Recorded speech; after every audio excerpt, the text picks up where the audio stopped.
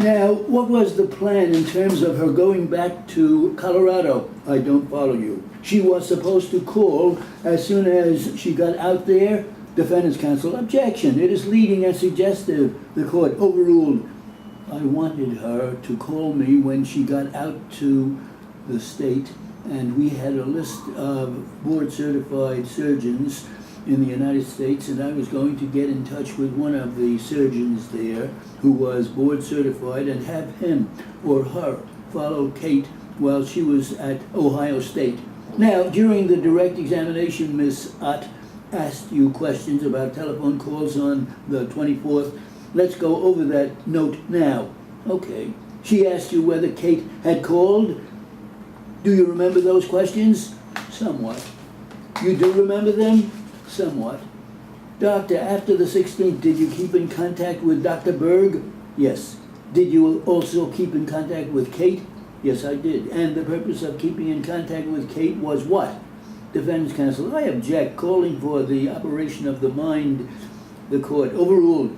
Well, if she's my patient, I was very upset and concerned about this complication, and she was going to be in college anyway, but I still wanted to maintain some sort of understanding about what was going on. And then, when she would be back east, I wanted to see her at the office as well, but I wanted to make sure she had a proper continuity of care by somebody that would really be adept at treating these soft tissue problems. Defendant's counsel, move to strike. The witness is wandering all over the lot. The court overruled. Motion denied. Did she come back to your office after the 16th of September? Yes, she did. And did you see her in the office on the next time, which would have been October 11th? Yes. At that time, you describe in your note your findings and the treatment. At that point in time, with regard to most of the incision, what do you say about that? Do you mean in this note? Yes. Most of it looks reasonably healthy now. I would think that it's going to start to contract in and close fairly well. Basically, it is a separation between the skin of the flap and the remaining healthy tissue of the skin. This should close, but at this time it is probably going to take about 3 months. I went over the options at a later date with Kate and her mother. I will see her back when she returns over Thanksgiving vacation. Defendant's counsel, Your Honor, I just object that he's reading not all of the note, but skipped quite a bit, the first couple of sentences anyway. The court, then you can do that on redirect.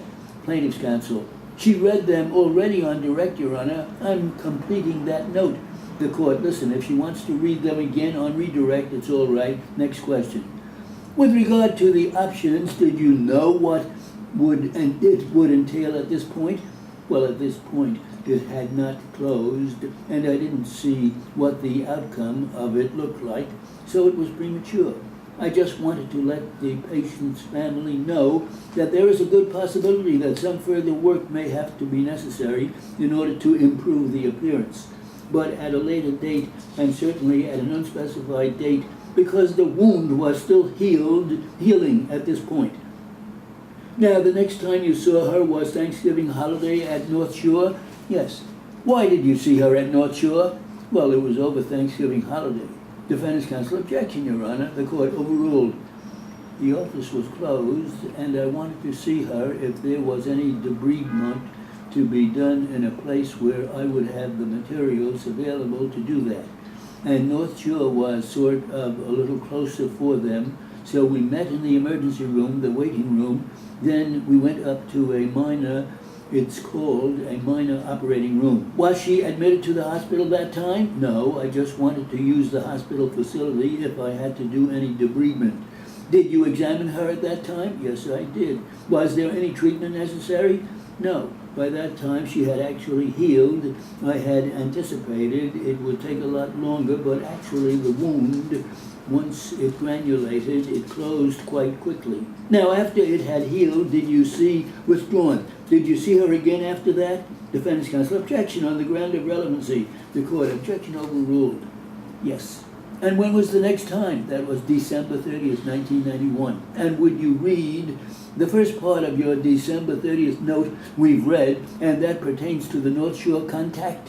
Yes. Let's go to the second part. What did you find that day? Today, I see her. Everything is healed reasonably well. The right areolar area, however, is quite abnormal looking with scarring in the superior two-thirds. This is going to have to be revised for a better appearance.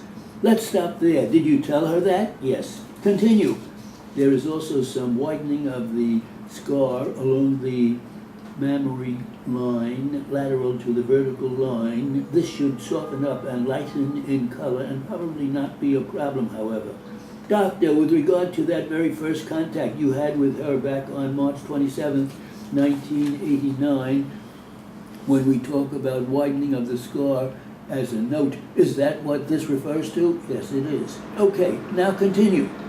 There is still quite a bit of this scarring in what is probably the pedicle beneath and behind the areolar area.